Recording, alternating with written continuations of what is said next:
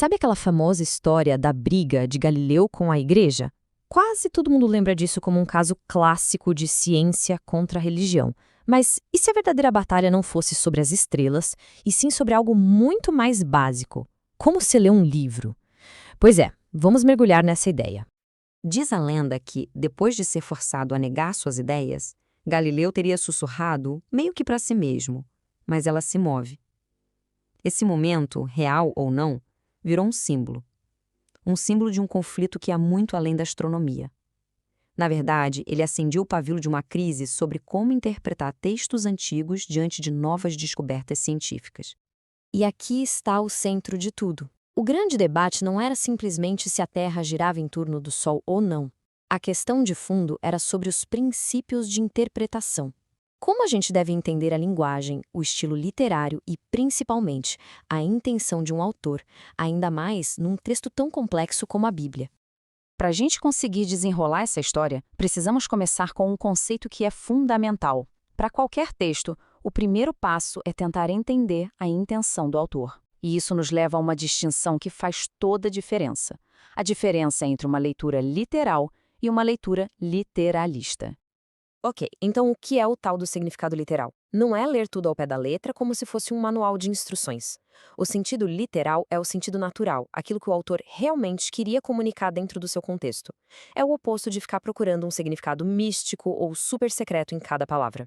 Com um exemplo fica bem fácil de entender. Se alguém fala, nossa, o carro passou voando na estrada, o que essa pessoa quer dizer? Uma leitura literalista imaginaria um carro com asas voando de verdade. Já a leitura literal, que é a correta, entende a figura de linguagem na hora. O carro estava em altíssima velocidade. Simples, né? Mas essa diferença muda tudo. E olha, esse erro não é coisa de amador, não. O autor John Lennox conta o caso de um astrofísico que criticou a frase "e disse Deus", achando a ideia primitiva. Por quê? Porque ele imaginou Deus com uma boca, com cordas vocais, ele caiu direitinho na armadilha literalista.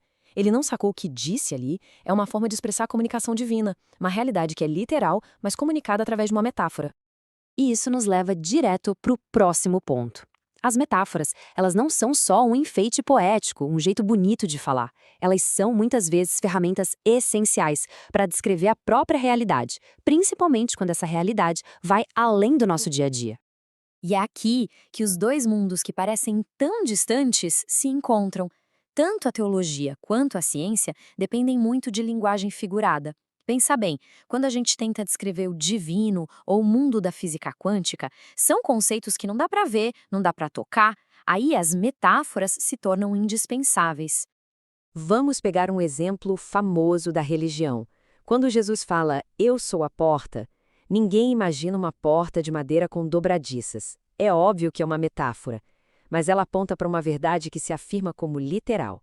A ideia de Jesus como um acesso real para a salvação. Agora, vamos para a ciência. Os físicos falam em partículas de luz ou pacotes de onda de energia. Não é para a gente imaginar bolinhas literais ou ondinhas do mar. São as metáforas que eles encontraram para descrever o comportamento super estranho e real da luz. Então, o ponto crucial é este. O fato de se usar uma metáfora não faz a afirmação ser menos verdadeira. Pelo contrário, muitas vezes é o único jeito que a gente tem para representar uma realidade que é muito mais profunda e complexa, seja na teologia ou na física. Mas essa discussão toda não é nem um pouco nova. Na verdade, séculos antes de Galileu nascer, o teólogo Agostinho de Hipona já estava refletindo muito sobre essa relação entre interpretar as escrituras e o que a gente conhece do mundo natural. E o alerta que o Agostinho fez é impressionante. Ele basicamente disse o seguinte: olha, é vergonhoso e até perigoso quando alguém de fora da fé ouve um cristão falando um monte de besteira sobre ciência. Porque se essa pessoa vê que o cristão está errado num assunto que ela conhece bem, como é que ela vai acreditar quando o assunto for a ressurreição? É um baita apelo à humildade intelectual. A pergunta que fica é: como é que esse conselho de mais de 1.600 anos se encaixa como uma luva no caso de Galileu e naquela interpretação das passagens que falavam de uma terra com pilares e alicerces? Vamos ver o processo como ele funciona na prática. Primeiro passo. A interpretação mais óbvia era que a terra era fixa sobre pilares, ponto. Passo 2. A ciência chega com novos dados e prova que a terra se move. Isso força um passo 3, reexaminar o texto. Peraí, essa linguagem de pilares e fundações é literal ou é uma metáfora? E aí se chega ao passo 4, um significado refinado.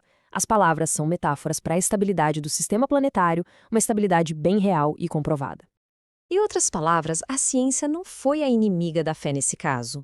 Ela funcionou como uma ferramenta que ajudou a refinar a interpretação, levando a uma compreensão muito mais rica e precisa do que o texto original queria dizer sobre a ordem do universo. Uma verdade que estava ali o tempo todo.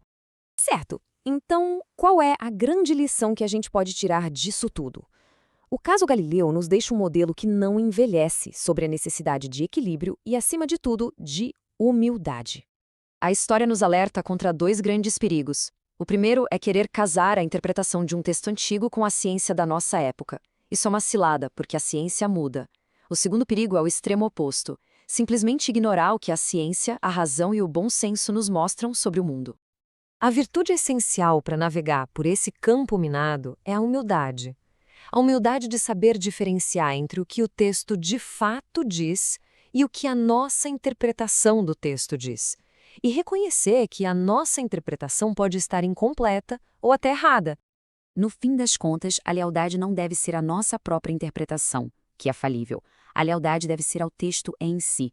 A busca é sempre por entender melhor o que o autor original realmente quis dizer. E isso tudo nos deixa com uma pergunta para a gente pensar.